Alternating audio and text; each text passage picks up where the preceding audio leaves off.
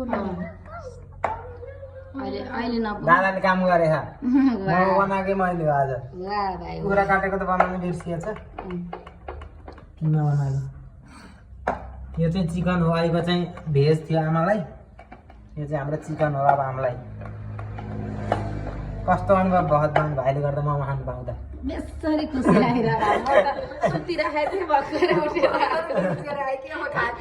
यो सुतेको भएर भिडियो बनाउने भ्याउ भयो क्यामेराम्यान नभएर